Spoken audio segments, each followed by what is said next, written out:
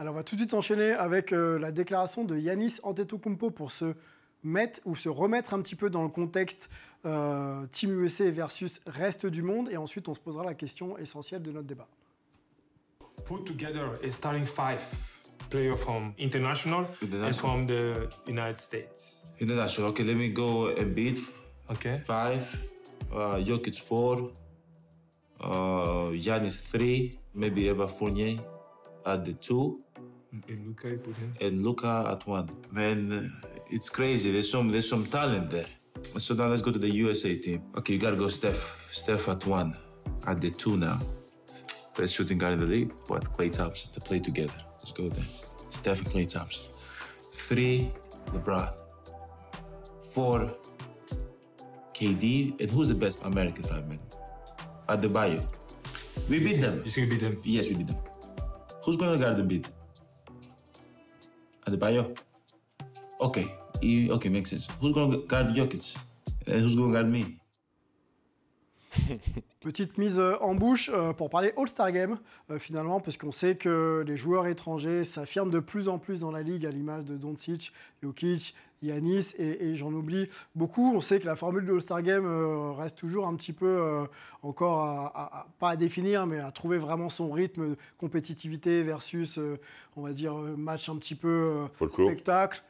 Voilà, on est un peu entre les deux. Est-ce que ce n'est pas le moment de redynamiser cette formule en proposant un format différent? Je vais d'abord vous laisser peut-être me proposer les formats, mais surtout peut-être opposer Team USA face à une sélection du reste du monde.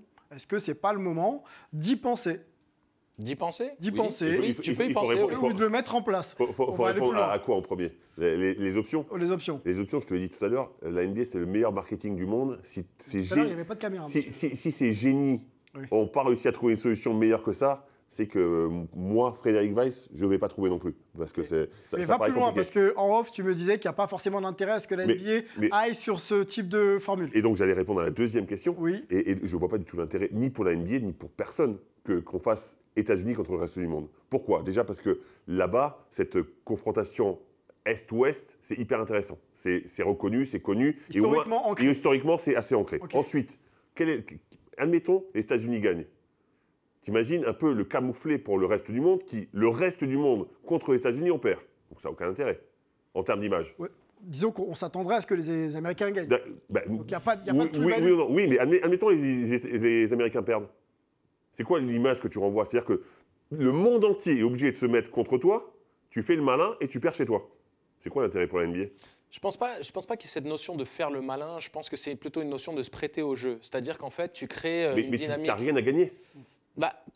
Tu sais, en fait, la NBA... la suprématie de monde, elle se joue sur les mondiaux, sur les Jeux Olympiques, etc. Ouais, la suprématie d'équipe au niveau mondial. Mais quel est l'intérêt de jouer comme ça? En fait, nous, on le fait en France. Pourquoi? Parce que ce n'est pas ancré l'Est-Ouest, Nord-Sud. Donc les Américains peuvent perdre? Mais les Américains peuvent perdre, évidemment. Okay. Melvin, sur cette notion d'opposition, allons-y tout de suite. Team USA versus Team World.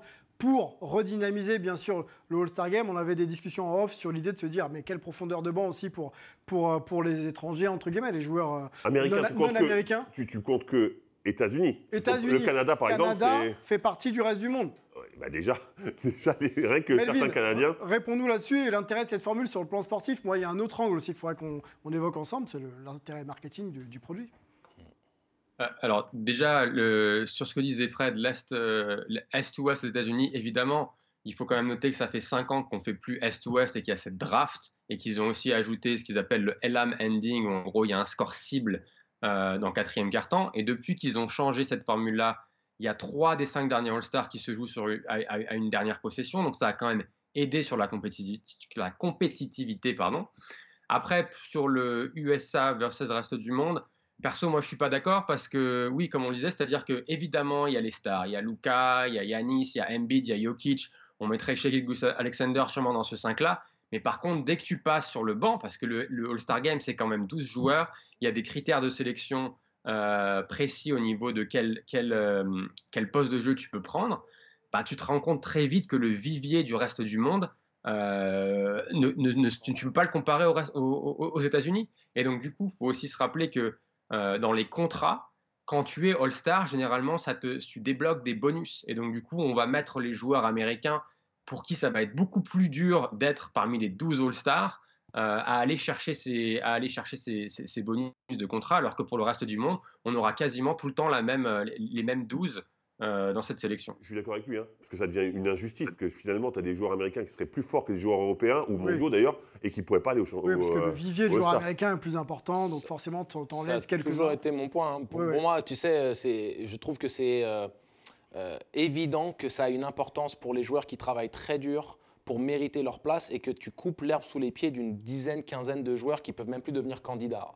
Et c'est compliqué de légitimiser cette pensée-là par rapport à tout ce que ça représente dans le quotidien de la NBA. Tu comprends? Oui, je comprends. Ouais. Plaçons-nous du côté NBA. Là, on parle un peu effectivement joueurs et l'injustice que ça peut être que de ne pas être sélectionné alors qu'on a les stats, parce qu'on est américain et qu'on n'est plus du coup, pour le coup... Souviens-toi de Booker, Lillard, les mecs... Tous ces joueurs qui passent à côté déjà dans une formule classique. La NBA, sur le plan marketing, étendre un peu son produit à des environnements de marque, Amérique du Sud, Afrique, Asie. C'est là où on va chercher des joueurs il faut qu'ils aient le niveau de jeu, mais qui peuvent prétendre à une sélection et qui sont justement dans ces environnements de marché, ça peut intéresser justement des...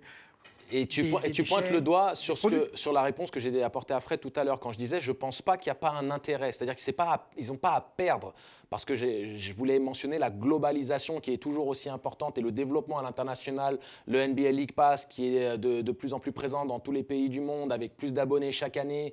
Et tu as cette mondialisation du jeu qui a déjà été opérée depuis 92 et qui continue année après année. Il y a aussi une raison pour laquelle tu as des meilleurs joueurs américains en Euroleague à l'heure actuelle. Est-ce qu'on peut aller contre la globalisation en fait du basket? Mais on ne peut pas être contre maintenant, c'est fini. On ne peut plus être contre. Bon. Mais justement, le fait mais quelque part, les formats vont s'adapter pour globaliser le basket et permettre à tout le monde d'être au même niveau, non? Oui, mais donc tu es en train de dire qu'il faut qu'on reste dans la structure actuelle, dans ce que tu dis. Non, si tu globalises... La globalisation, c'est un principe d'ouverture. C'est un principe d'ouverture, c'est déjà le cas. Tu es un très bon joueur européen, mondial, tu fais le All-Star Game.